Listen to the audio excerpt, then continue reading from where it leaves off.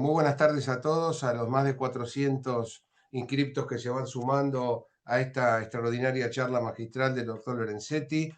Muchísimas gracias al doctor Ricardo Lorenzetti por su generosidad de dedicar este tiempo para todos los abogados de la provincia de Buenos Aires para escuchar sus enormes conocimientos y comentarios sobre la dinámica normativa que ha impuesto en nuestro nuevo Código Civil y Comercial.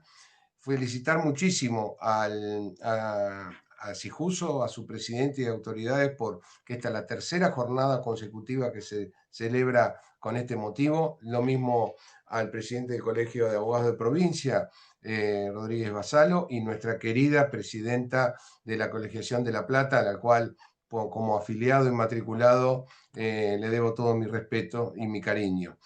Fundamentalmente estamos dispuestos a escuchar estas interesantes palabras en una, lo decía al principio, en una dinámica reformista y normativa distinta en el siglo XXI a lo que veníamos del siglo XIX y XX.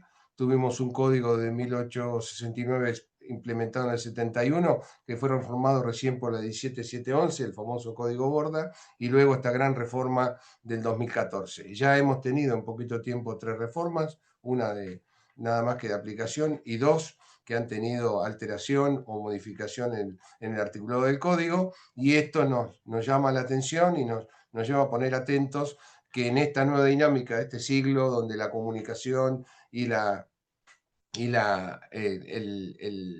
reciprocidad de ejercicio de derechos hace que haya una estrategia permanente de actualización y modificación. Así que muchas gracias a todos. Realmente esto es muy importante para todos los abogados y también, por supuesto, para aquellos que están en el ámbito de la justicia. Los felicito nuevamente y doctor Lorenzetti, bienvenido y muchísimas gracias por su enorme contribución.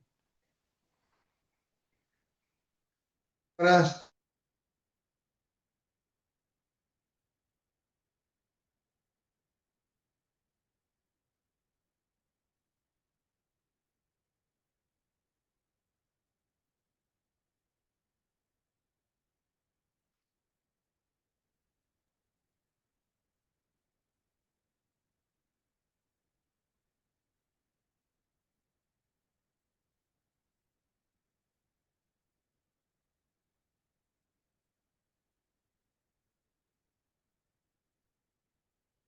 Doctor Fioranelli, no lo escuchamos. Ahora sí. Ahora sí, ahora sí. Bueno, estamos con todos.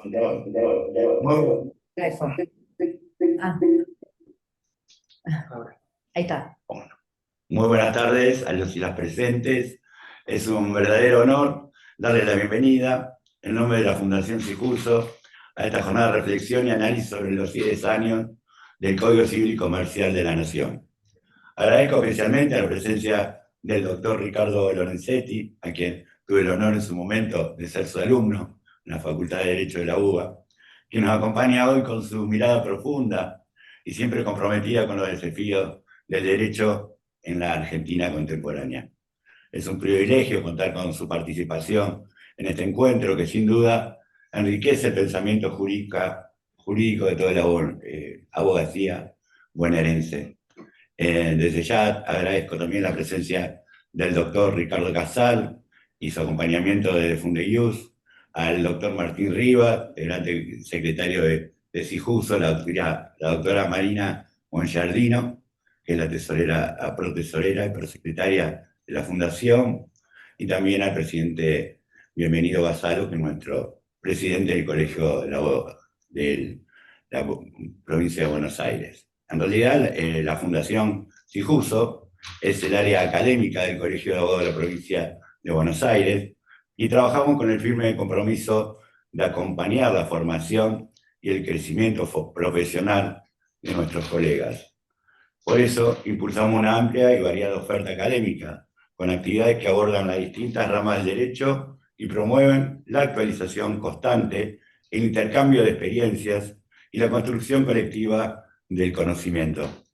Espacios como este reafirman nuestra convicción de que el derecho es una herramienta transformadora que debe estar siempre al servicio de la justicia, la igualdad y la dignidad humana. Celebrar los 10 años del Código Civil y Comercial es también una oportunidad para repensar sus alcances, sus desafíos y su impacto en la vida cotidiana de las personas. Agradezco sinceramente la presencia de todos los presentes, de todos los que están en este momento escuchando y que van a escuchar la exposición del doctor Lorenzetti.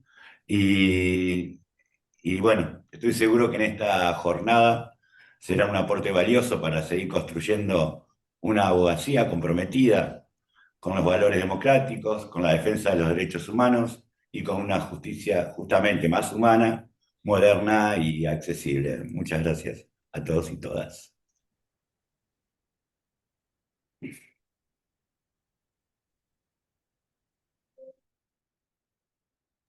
Muchas gracias, doctor Marcelo Fiaranelli, por sus palabras.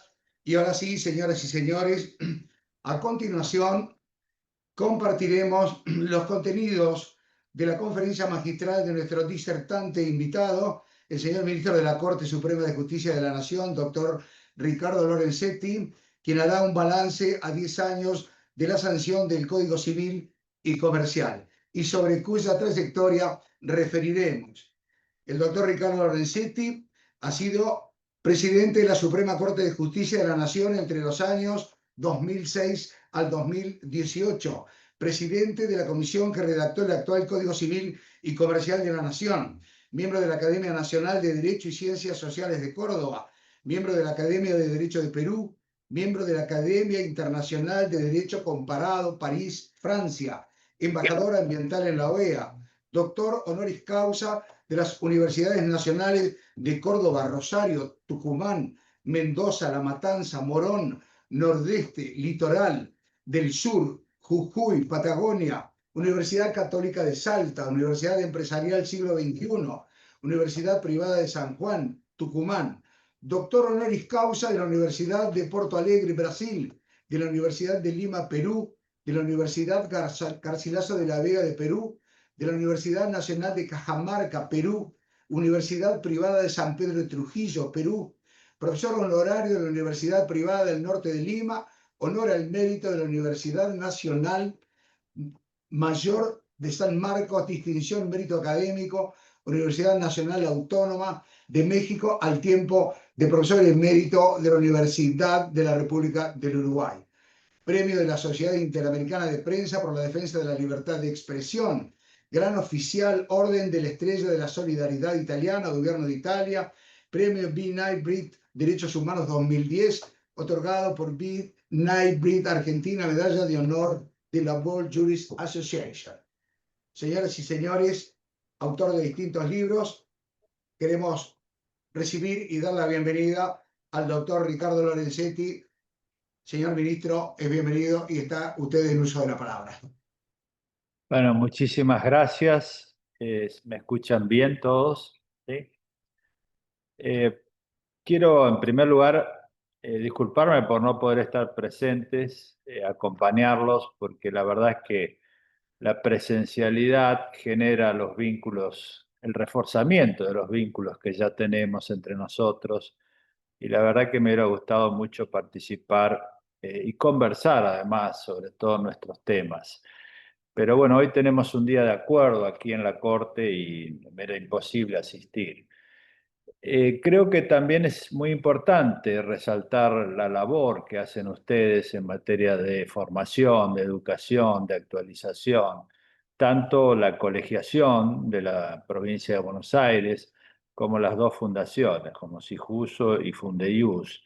Creo que es un momento clave para ayudar a toda nuestra gente, hombres y mujeres de la abogacía, a pasar en un momento muy difícil de la humanidad, de la historia de la humanidad. Entonces, todos tenemos que ayudarnos entre nosotros, formarnos, encontrar las herramientas para poder trabajar y pasar juntos. Es un momento muy difícil en todo el mundo, pero cuando estamos juntos, cuando compartimos ideales, cuando nos sentimos apoyados los unos a los otros, todo es mucho más fácil. Me gustaría empezar con un tema que ha planteado el doctor Casal, que es muy importante, y es la idea de que hay un cambio permanente, y ese cambio permanente no es solo en la legislación, sino también es un cambio permanente en la tecnología, en la sociedad, en la economía. Es decir, vivimos de una manera muy acelerada en este siglo XXI. Si nosotros prestamos atención, por ejemplo, a lo que a la vida de una persona en el transcurso de esa vida humana, todo cambia, no tiene relación la infancia con la edad adulta. Yo hace unos años dediqué un libro a mi abuela, un libro que era La responsabilidad médica, porque había cumplido 84 años y había fallecido, y entonces dije, bueno, su infancia fue totalmente distinta de su vida adulta. Nació a la creación de la heladera, del televisor, del automóvil, del avión, del trasplante de corazón, del viaje a la luna, del televisor. Y sin embargo, pudo adaptarse y ser una persona que vivió una buena vida.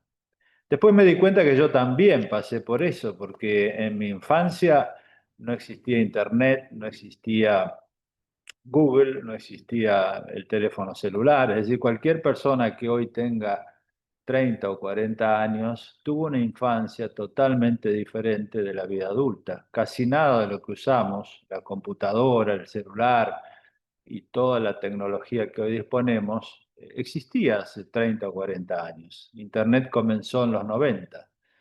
Y lo mismo sucederá con las generaciones futuras que tendrán que convivir con otro modelo tecnológico, social y económico.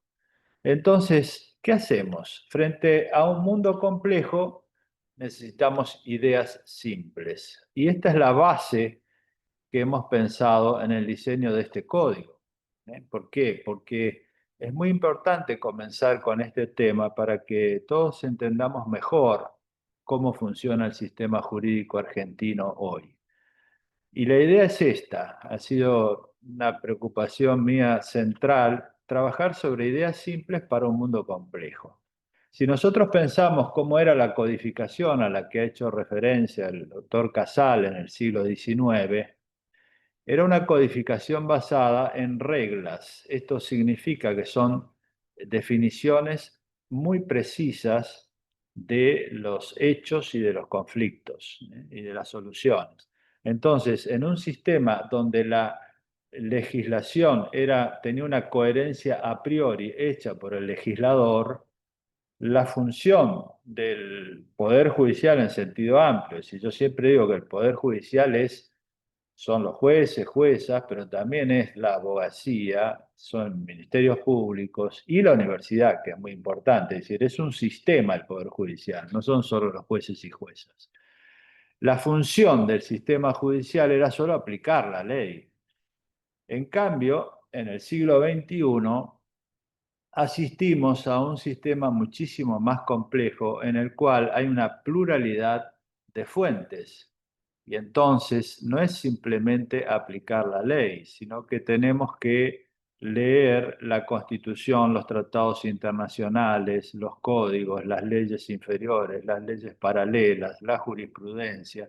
Entonces, la coherencia ya no es a priori, hecha por el legislador, sino que es a posteriori, hecha por el sistema judicial. Este es un cambio muy importante, muy relevante. Esto pasa hoy en el siglo XXI y esta es la idea central que ha recogido este código.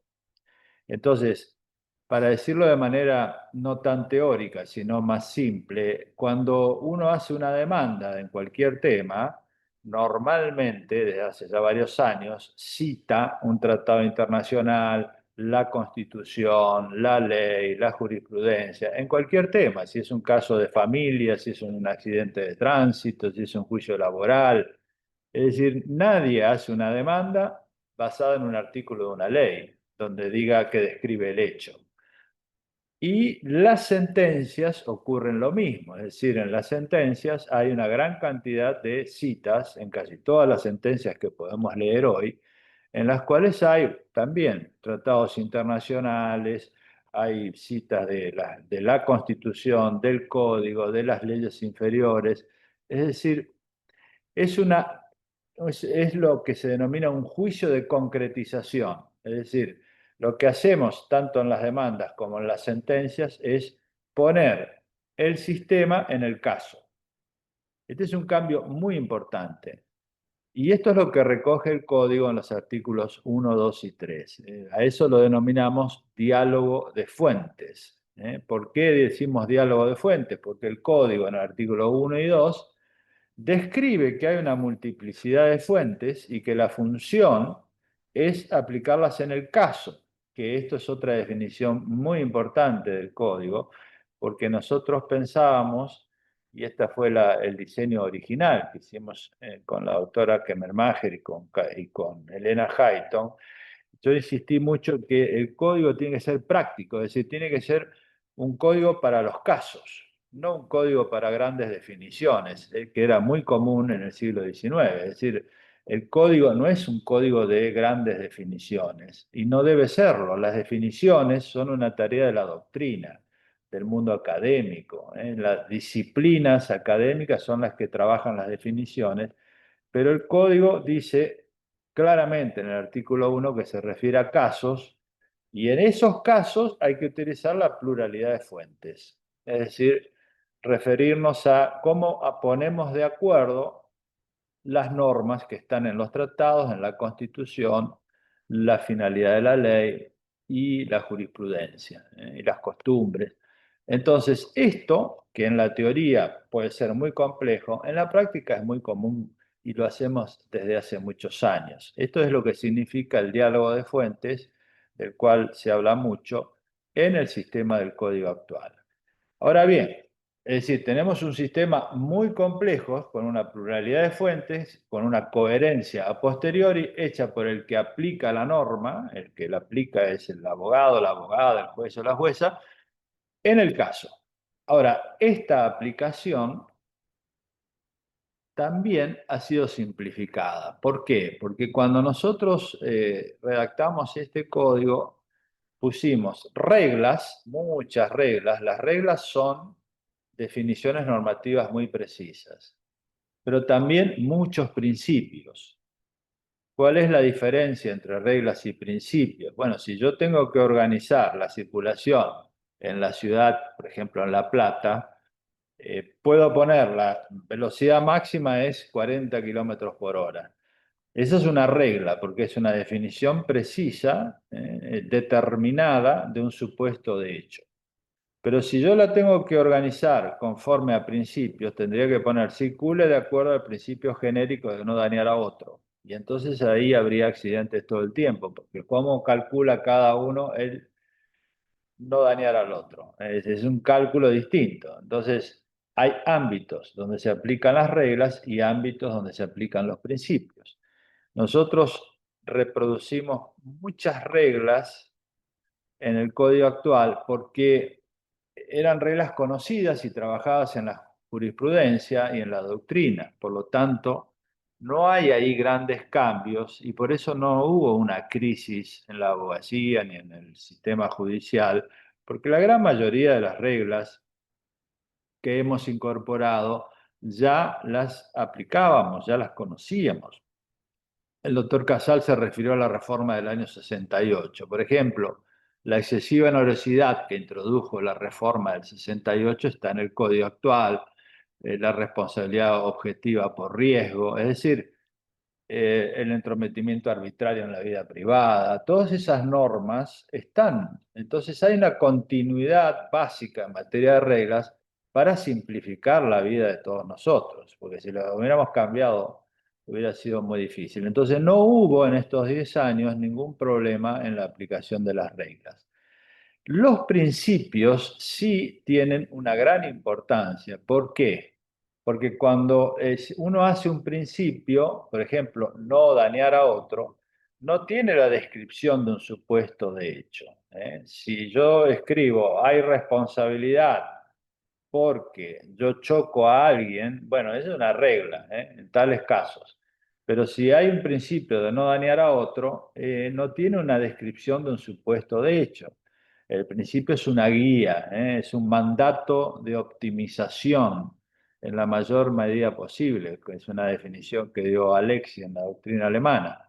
Entonces, ¿qué significa esto? Que nos permite adaptarlos a la evolución de los tiempos y de las circunstancias. Esto lo denominamos adaptabilidad diacrónica y sincrónica.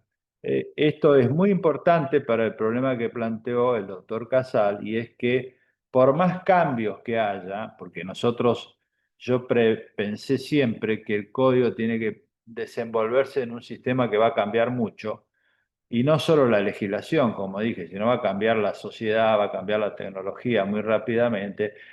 En esos cambios tenemos que tener ideas claras de cómo manejarlos. Y esos son los principios. Y por eso el código simplifica mucho el desenvolvimiento frente a los nuevos desafíos, porque si nosotros conocemos bien los principios, vamos a poder resolver cualquier cambio. Ya vamos a ver bien algunos casos concretos. Entonces, primer punto, el sistema anterior, la codificación del siglo XIX y XX era una coherencia legislativa a priori del legislador, y el sistema judicial solo la aplicaba. El sistema jurídico del siglo XXI es complejo, la coherencia es a posteriori, hecha por el sistema judicial, basada en reglas y en principios. Ahora, cuando nosotros hablamos de los principios, justamente es la idea de ideas simples para un mundo complejo. Entonces, la primera cosa que hay que entender acá es que hemos tratado de simplificar la relación entre la Constitución y el Código.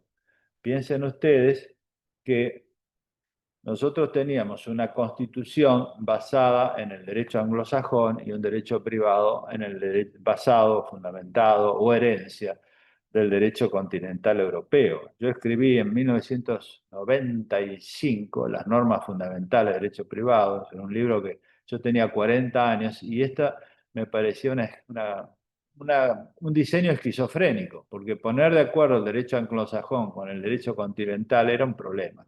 ¿Lo que hicimos ahora?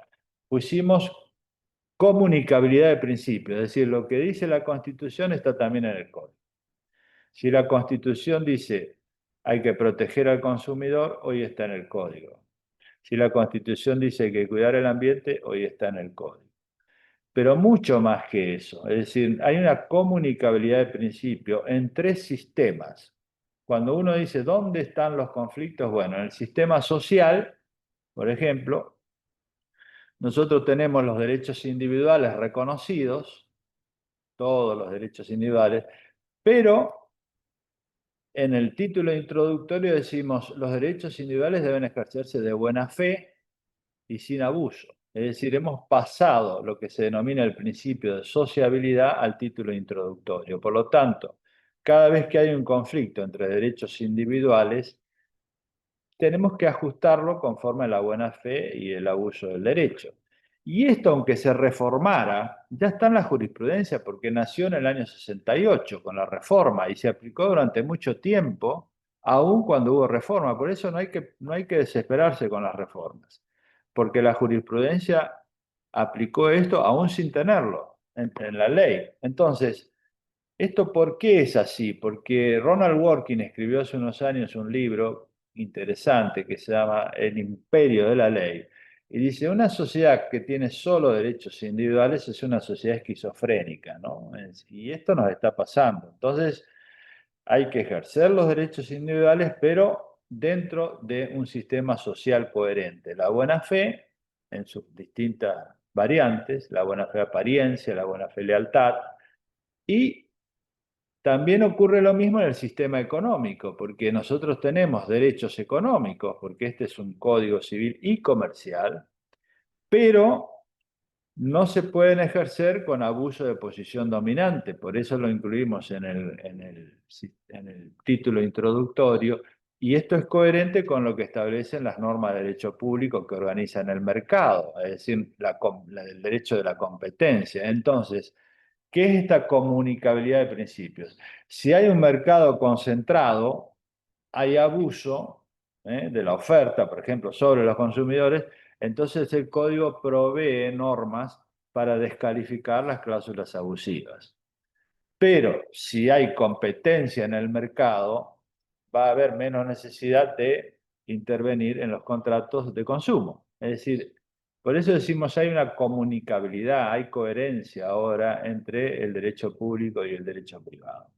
Lo mismo sucede con la cuestión ambiental y con todos los bienes de incidencia colectiva. Es decir, es muy importante el artículo 14 porque decimos, acá hay abuso de derecho no solo cuando colisionan entre derechos individuales, sino cuando es entre derechos individuales y los bienes de incidencia colectiva. Entonces decimos, ¿ustedes pueden desarrollar una industria? Sí, es un derecho individual, pero no pueden destruir el ambiente. Y también pueden consumir, sí, pero el consumo debe ser sustentable. Dos normas que están en el código y también está la regulación de los bienes en el 240 y 242 y siguiente, porque no podemos destruir la fauna, la flora, la cultura. Es decir, hay un equilibrio importante y estas son ideas claras, simples. Con esto nos manejamos en todo el sistema, por eso están en el título introductorio. Principios claros para un mundo complejo. Otro cambio muy importante que se hizo para poder organizar mejor la mente y el trabajo es la tipificación de los conflictos, porque los códigos del siglo XIX solo incluían conflictos entre derechos individuales, que hoy son una parte de la historia, pero hay muchos conflictos colectivos.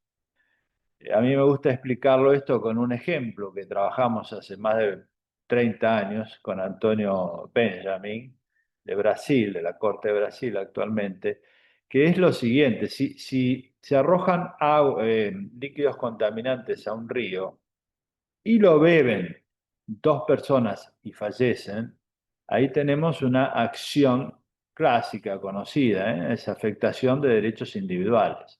Falleció, sufrió lesiones, una demanda común y conocida. Si 1 millón de personas se contaminan, tenemos básicamente lo mismo, es decir, son derechos individuales. El problema es organizar el proceso. Por eso hay acciones de clase, por eso hay en el American Law Institute de Estados Unidos se llama derecho de la agregación. Es decir, cómo se agregan tantos casos a un mismo proceso. Es un problema de organización procesal. Pero si la beben dos pájaros, se mueren y son los últimos representantes de la especie, acá no hay un problema de derechos subjetivos porque nadie es dueño de estos pájaros, es decir, de la especie. Por lo tanto, acá lo que hay acciones que ejercen representantes de un derecho de incidencia colectivo. Entonces, estas tres categorías están hoy en el sistema y además la hemos incluido en el fallo Alavi en la Corte Suprema. En ese fallo escribimos muy claramente todos estos supuestos. Hay conflictos entre derechos individuales, conflictos entre derechos individuales homogéneos, en los cuales hay una causa, la contaminación del río, y 1 millón de consecuencias. Lo que hay que hacer es resolver un solo caso sobre la causa y luego que la sentencia sea expansiva en sus efectos. Estas son las acciones de clase que lamentablemente solo tenemos regulado excepcionalmente. Nosotros incluso en ese fallo hemos reiterado varias veces pues, que el Congreso legisle sobre los procesos colectivos. Y después tenemos las acciones sobre bienes colectivos o derechos de incidencia colectiva, donde uno actúa en representación del derecho colectivo. Esto es muy importante en varios aspectos, no solo para la claridad conceptual, sino también por las consecuencias procesales, las consecuencias también institucionales y de política legislativa y de política social y económica. ¿Por qué? Y porque nosotros, por ejemplo, en el caso del Riachuelo, en la Corte Suprema, el caso Mendoza, dividimos ahí muy claramente el caso de los derechos individuales afectados y el caso de la afectación del riachuelo, del río. Y decimos, acá el río es un bien de incidencia colectiva, es indivisible y de uso común. Esa sentencia del año 2006 es muy importante y luego hemos repetido el mismo concepto en la Picasa, en la sentencia de la Picasa, en la sentencia del Riatuel, que es Mendoza y La Pampa, y también en la sentencia Barrick sobre los glaciares, y bueno, y muchas más, en Ecuística, que fueron los incendios en el río Paraná.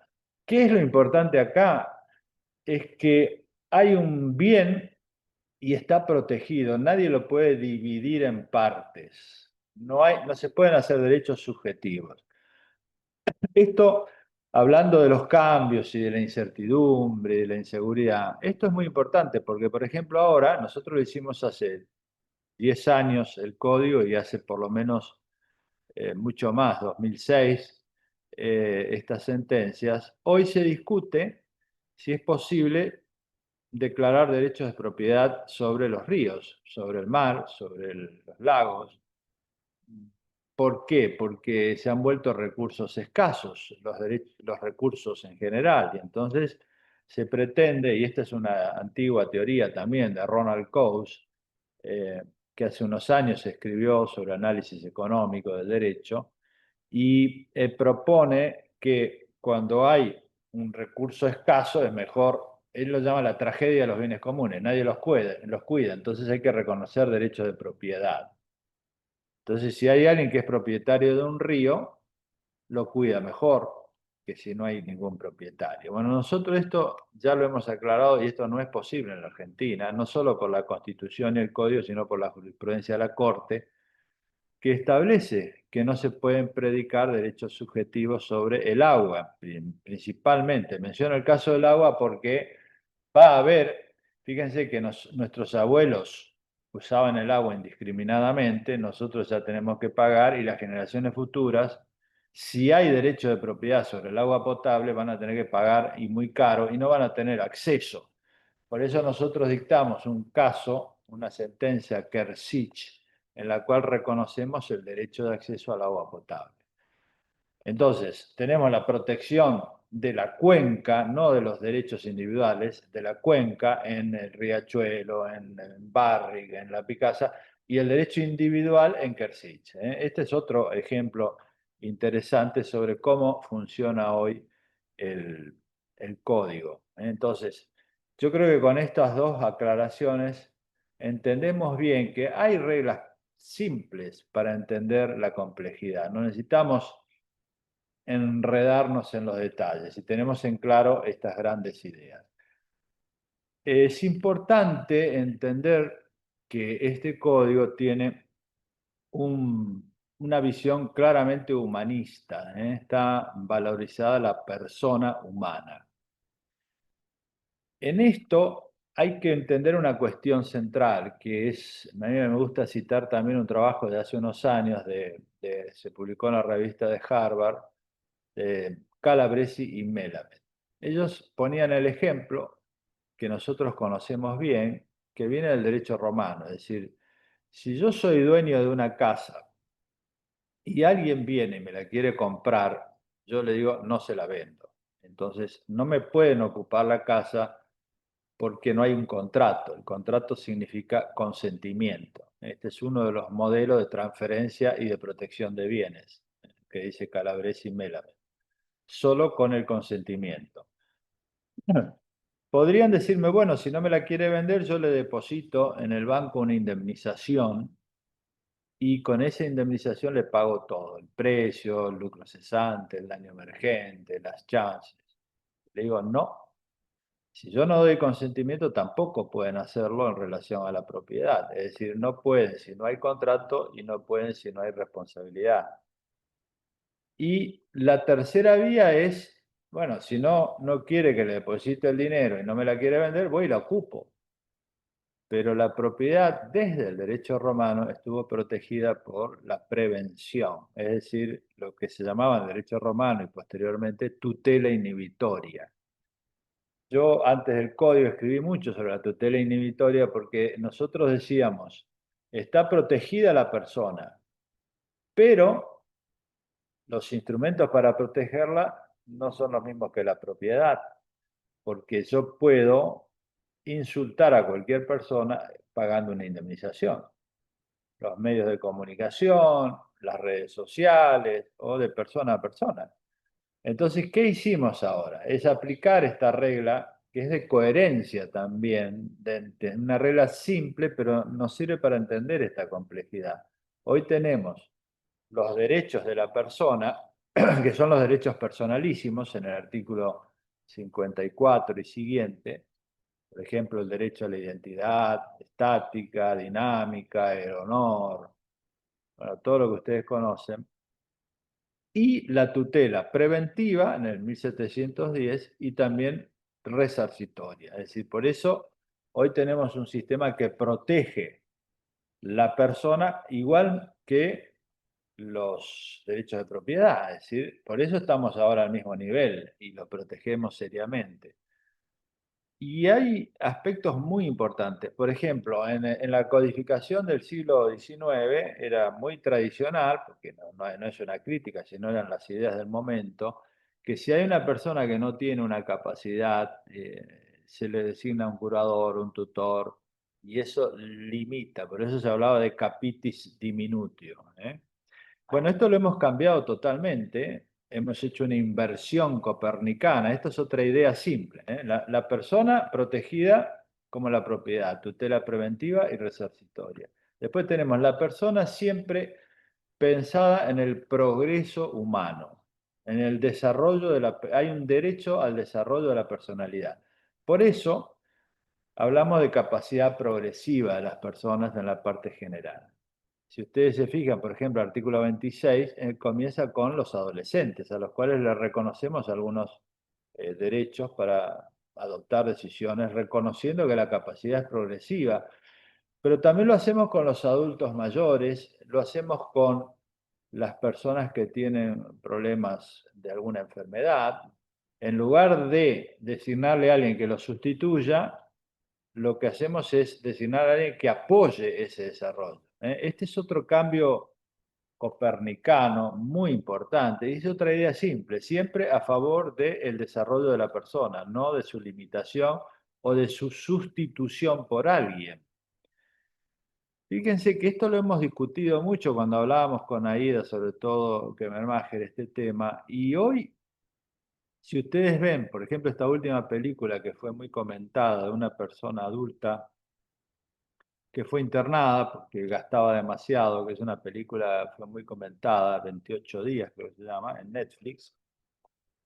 Bueno, este es un tema muy actual. Los adultos mayores generalmente se los interna o se les designa a alguien. Y fíjense que hoy, y sobre todo en el futuro, vamos a tener muchísimos adultos mayores porque si la expectativa de vida es de 70, 80, 90 años, como se piensa algunos que llegan a 150 años dentro de siglos, supongamos, todas esas personas van a estar en un problema porque no van a tener la misma capacidad mental, sobre todo en relación a la tecnología. Hoy ya resulta difícil entenderla.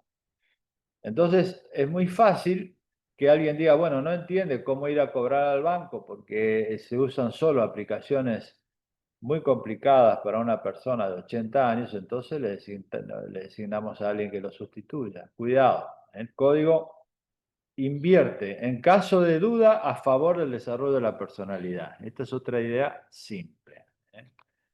Que nosotros la escribimos en un fallo tufano de la Corte Suprema de Justicia de la Nación hace unos años, anterior al código, y es la base de estas normas.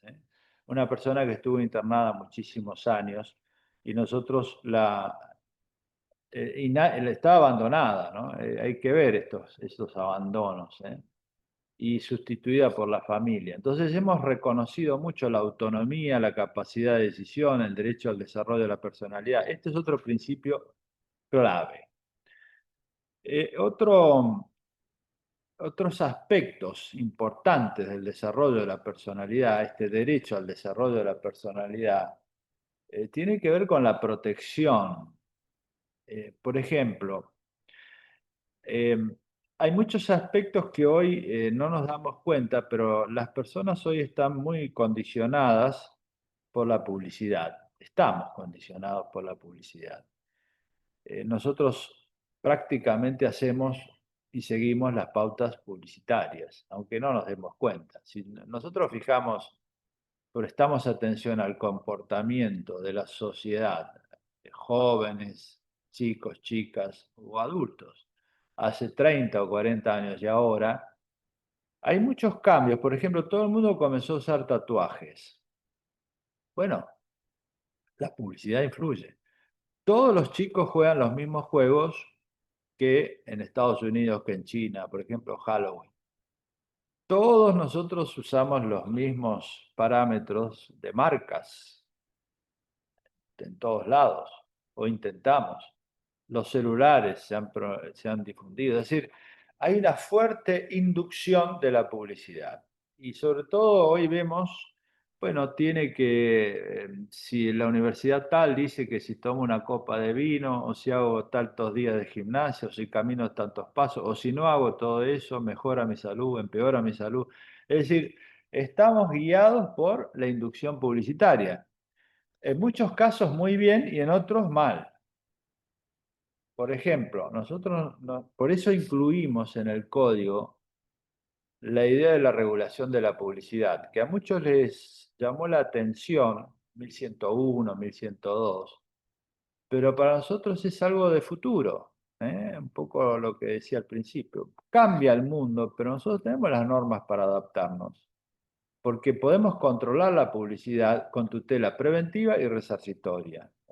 Si la publicidad nos induce a algo y lo hace mal, o es discriminatoria, nosotros podemos solicitar judicialmente que se detenga esa publicidad y también reclamar por una publicidad inductiva que es dañosa. Fíjense lo que pasa en la responsabilidad médica. Cuando hoy, yo en el año 86 escribí la tesis mía sobre la responsabilidad médica y en ese momento intenté describir que hay una medicina curativa y otra modificativa que estaban haciendo en ese momento, porque la finalidad no es curar, es modificar. Personas que no están enfermas se modifican el cuerpo. Hoy, después de esos años que han transcurrido, es muy difundida la idea de que podemos modificar todo el cuerpo, todo. Y entonces esto es donde la publicidad nos induce fuertemente. Y claro, hemos tenido muchísimos casos en los cuales se induce a prácticas y esas prácticas pueden ser perjudiciales. No se advierten los efectos colaterales adversos o la promesa publicitaria es efectuada por personas que no tienen la calidad, no tienen la autorización. Hemos tenido verdaderas tragedias en materia de cirugías estéticas. Todo esto, que no estaba en la codificación anterior, hoy lo tenemos a mano porque podemos plantear la responsabilidad publicitaria, detener las publicidades y también hemos regulado mucho más claramente la responsabilidad en estos casos en el artículo 774, porque obviamente en la época de Vélez no había muchas economías de servicios y no había obligaciones de hacer reguladas, entonces nosotros la hemos regulado. Y el inciso 2 del artículo 774 establece que uno puede hacer una promesa de una diligencia asegurando un resultado, pero no su eficacia. Este es el caso. Y la responsabilidad acá es objetiva. Esto es muy importante. Es una obligación que algunos llaman de resultado, que hoy no tiene mucha importancia el nombre. Lo que sí está claro es que el inciso 1 habla de prometer diligencia. Entonces acá yo me puedo liberar de responsabilidad demostrando la falta de culpa. Pero si prometo un resultado, aunque no sea su eficacia, no me puedo liberar demostrando la falta de culpa. No logré el resultado. Es decir, que si a mí me prometen que me van a hacer la nariz igual que la foto que me muestran y no es igual, la responsabilidad es objetiva. Entonces, esto es muy importante en materia de publicidad de medicina modificativa y tantos otros casos que hay hoy a través de la publicidad. Otro aspecto que es importante también en la protección de la persona, esto se refiere a la defensa de la autonomía, de la inducción publicitaria y comercial. Otro aspecto es el problema económico. Fíjense que hoy la mayoría de las personas está sobreendeudada. Y este es un tema relevante, ¿eh? Porque cuando nosotros decimos que hay que ocuparse de los casos, de las cosas concretas, bueno, la gente hoy está, personas sobreendeudadas. Hay un tema acá que es la utilización del dinero digital, que está bien y se mira con sospecha cuando se paga en efectivo, pero esto es para el caso del lavado de dinero. El lavado de dinero son grandes montos. Entonces, una buena política para combatir el lavado de dinero se está usando para aplicarla generalizadamente en el caso de los usuarios y consumidores. Hombres, mujeres, chicos que van y se endeudan simplemente con mostrar el celular. Es muy distinto cuando uno tiene que contar billete por billete. Uno toma conciencia del gasto, que es lo que nos enseñaban nuestros abuelos. Guardar la monedita, contar. Ahora no hacen nada de eso, van, muestran el celular y ya se endeudan. Después cuando llega fin de mes tienen que endeudarse nuevamente. Las tasas, los recargos son cada vez más abrumadores. Y entonces caemos en supuestos de sobreendeudamiento del consumidor. Acá también tenemos muchas normas en el código, que yo no voy a extenderme porque ya me parece que estamos acercándonos al tiempo, pero es muy importante. Nosotros incluso en la época de la crisis económica del 2001 sacamos una sentencia en la cual hablamos ya hace 20 años del sobreendeudamiento del consumidor, un voto que yo firmé en las hipotecas, el sobreendeudamiento del consumidor que permite reprogramar la deuda, como si fuera un concurso privado. Estas ideas simples para el mundo complejo también están en el mundo digital. Y este es otro ejemplo. ¿Por qué? Porque cuando se hizo el código hace 10 años no tenía tanta importancia el mundo digital. Hoy sí la tiene, pero por suerte tenemos todas las normas porque preveíamos esto. Yo escribí sobre comercio electrónico en el 2001, un libro que publiqué en Argentina, en Brasil, y ahí el gran tema era la libertad frente al nacimiento de Internet, la protección de la libertad de expresión dentro de Internet. Pero desde esa época ahora no se habla de la libertad, se habla de la concentración que hay en Internet, porque ya hay empresas que controlan Internet. Por lo tanto, tenemos la necesidad de aplicarlo al mundo digital, teniendo en cuenta que hay empresas que controlan el mundo digital. No es ya una multiplicidad de sujetos que interactúan entre sí, como se decía en el 2001, sino que hay empresas importantes que pueden modificar las conductas dentro del mundo digital. Entonces, hay problemas, hay casos, hay muchísimos. Por ejemplo, el bullying en las escuelas a través de las redes sociales, la cancelación. Cualquier persona hoy puede ser cancelada en su vida a través de las redes sociales. La idea de la puntuación social, en la tarjeta de puntuación social, cada vez más nosotros estamos siendo guiados por los puntos, no solo la tarjeta de crédito, sino que hay proyectos, hay países que han incluido una tarjeta que puede orientar las conductas. Si me porto bien, sumo puntos. Si me porto mal, me los resta. Si critico al gobierno, me restan puntos. Y cuidado con el control social, puede ser extremadamente duro a través de las tarjetas de puntuación social. Este es un debate en todo el mundo. La influencia de la inteligencia artificial, que es todo el mundo está enamorado y ahora nosotros nos movemos mucho con las modas, ¿no? Entonces ahora estamos todo el tiempo con la inteligencia artificial.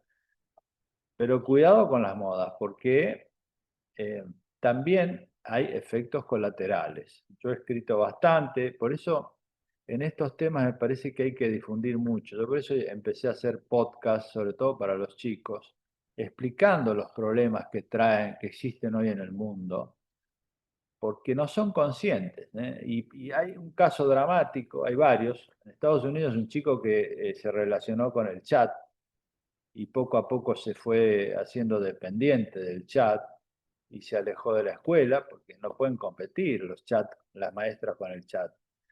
Y el chat después, esa soledad le generó depresión y después de la depresión se quiso suicidar, le pidió al celular, al chat cómo hacer para suicidarse. El chat lo asesoró y se suicidó. La tragedia, los padres al tiempo detectan todas esas conversaciones con el chat y terminaron en un juicio contra la empresa organizadora del chat. Entonces, esto, cuidado. La protección, en la serie adolescente, por ejemplo, que ha sido muy vista, es otro buen ejemplo. La protección humana frente al ecosistema digital es muy importante hoy. En el código tenemos muchísimas normas. Por ejemplo, tenemos un artículo 1770 que se refiere al entrometimiento arbitrario en la vida privada y dice por cualquier medio, el que perturba por cualquier medio. Esto lo agregamos expresamente, ampliando lo que ya había incluido Borda en el año 68, refiriéndonos a las redes sociales.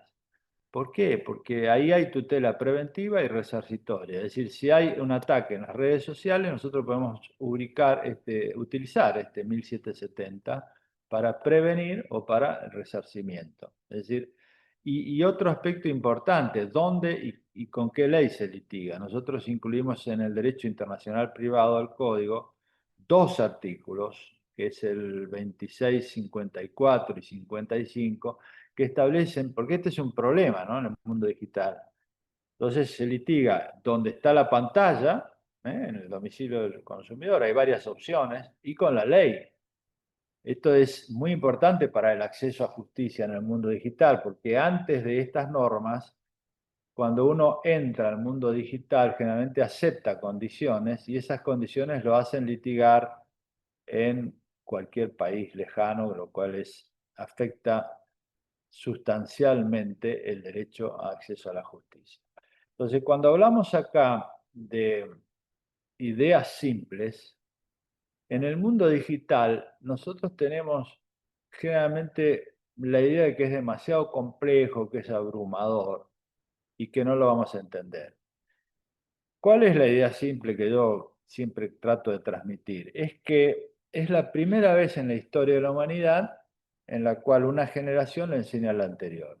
No solo es que los chicos hoy nos enseñan cómo usar un celular, una nueva aplicación o lo que fuere, sino que el mundo está gobernado por gente joven que crea permanentemente nuevos sistemas, nuevas tecnologías, y no saben muy bien cuáles serán las consecuencias. En el mundo hay gran discusión sobre esto, y por ejemplo, la Unión Europea ha dictado hace poco una directiva sobre inteligencia artificial donde lo que hace es proteger los derechos fundamentales.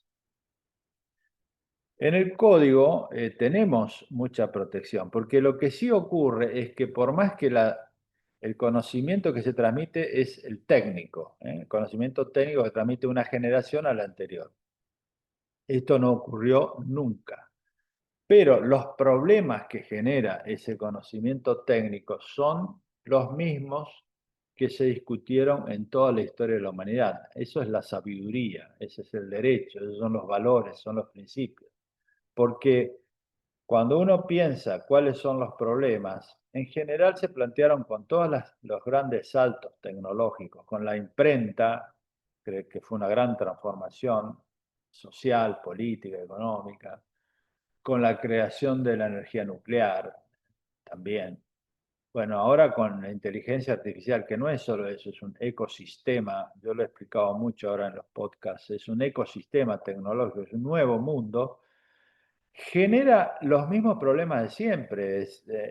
Técnicamente es complejo, pero lo que hay es intromisión en la privacidad, control social, abuso de derechos, lesión de la imagen, de la identidad. Es decir, todo eso está en el código y lo podemos aplicar al mundo digital.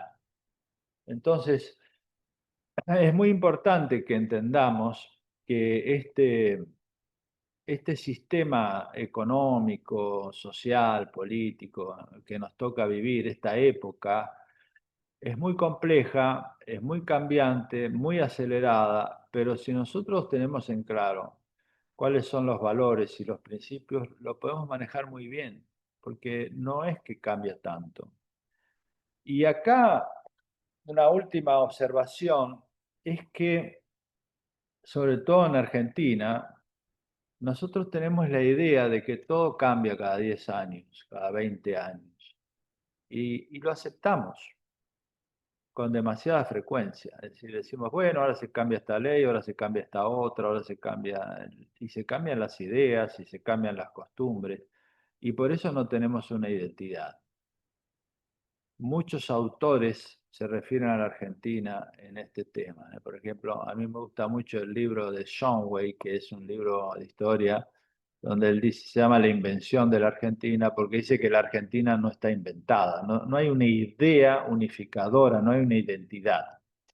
Ahora bien, eso es porque nosotros mismos no la defendemos. Porque si nosotros pensamos, hay una identidad en la Argentina, y yo lo he dicho muchas veces en la corte, cuando hacíamos los actos de inauguración del año judicial. Hay muchos aspectos que forman parte del contrato social de los argentinos, que no pueden cambiar porque cambia un gobierno, cambia una idea.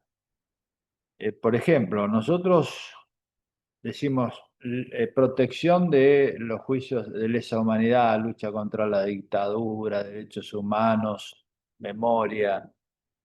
Esto comenzó en las calles durante la dictadura, fue después una política de Estado impulsada cuando nació la democracia, el juicio de la Junta, la política del presidente Alfonsín, el Congreso, después el presidente Kirchner, los fallos de la Corte en Simón, en Maceo, y bueno, muchos partidos políticos, casi todos los poderes del Estado lo mantuvieron durante muchísimos años. Esto no puede cambiar así nomás, simplemente porque alguien dice no me gusta. Esto es parte de la identidad constitucional del Estado de Derecho.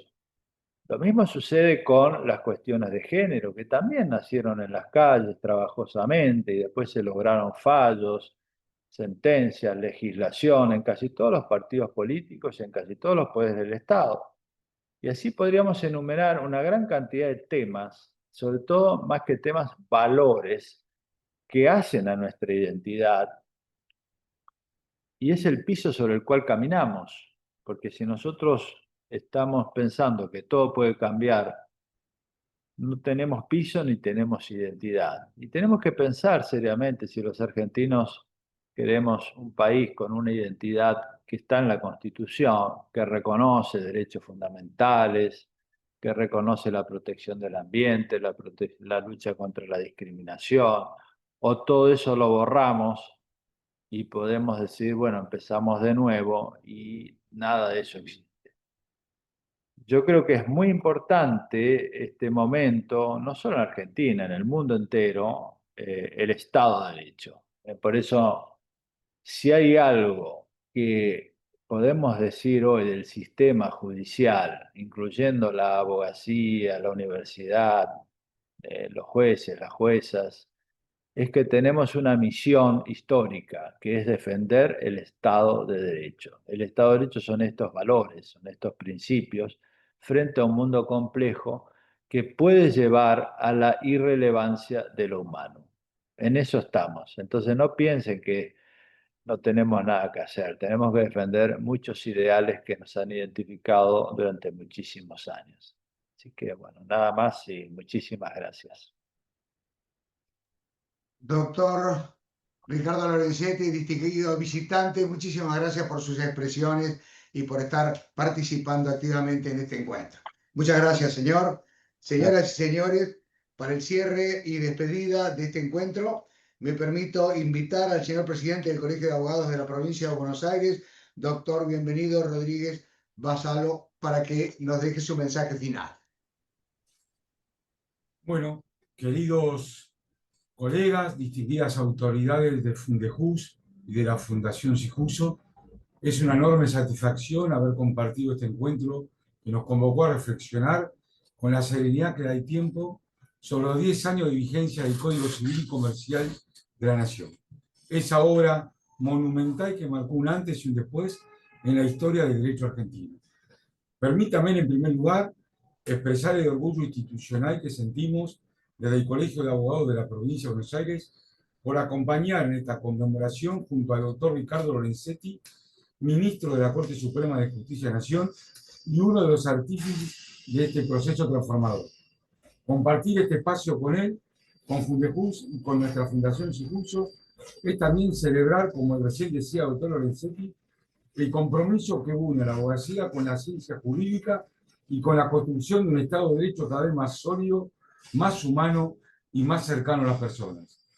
Han pasado 10 años y podemos decir con orgullo que el Código ha resistido la prueba del tiempo, se ha consolidado en la práctica, ha generado nuevos consensos doctrinarios, ha abierto caminos en la jurisprudencia y ha permitido un diálogo fecundo entre la razón jurídica y la sensibilidad social.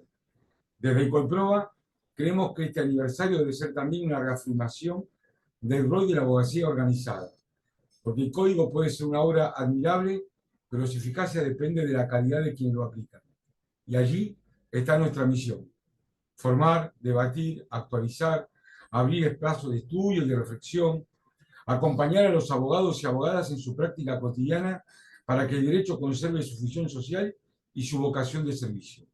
Por eso celebramos este encuentro, porque significa volver a poner al derecho en el centro del debate público, no como un lenguaje cerrado, sino como una herramienta para mejorar la vida de las personas. Agradezco profundamente al doctor Ricardo Lorenzetti por su presencia y por su incansable labor en favor de la ciencia jurídica argentina, a Fundejus y a Sijuso por el trabajo conjunto que enriquece a toda la comunidad profesional, y a cada colega presente que día a día, con su trabajo silencioso, hace que los principios del código cobren vida en los hechos. 10 años después, el mensaje es claro: el derecho sigue siendo una construcción colectiva, y mientras existan abogados y abogadas comprometidos con su tiempo, con su gente y con los valores de justicia, esa construcción no se detendrá. Muchísimas gracias. Muchas gracias, señor presidente. Hemos llegado al final de la tercera jornada del ciclo de la abogacía bonaerense ante los 10 años del Código Civil y Comercial. Agradecemos al señor ministro de la Corte Suprema de Justicia de la Nación por su excelente conferencia y por la claridad con la que abordó el tema tan relevante. Reiteramos nuestro más sincero agradecimiento a todos y cada uno de los asistentes y muy especialmente a las autoridades que nos honraron con su presencia y su invaluable apoyo. Esta jornada estará disponible en nuestro canal de YouTube, @SijussoTV, y además los invitamos a visitar nuestra página web www.sijusso.org.ar, donde podrán encontrar una gran variedad de cursos para profesionales del derecho. Señoras y señores, con estas palabras anunciamos que este acontecimiento ha concluido. Muchísimas gracias para todos ustedes.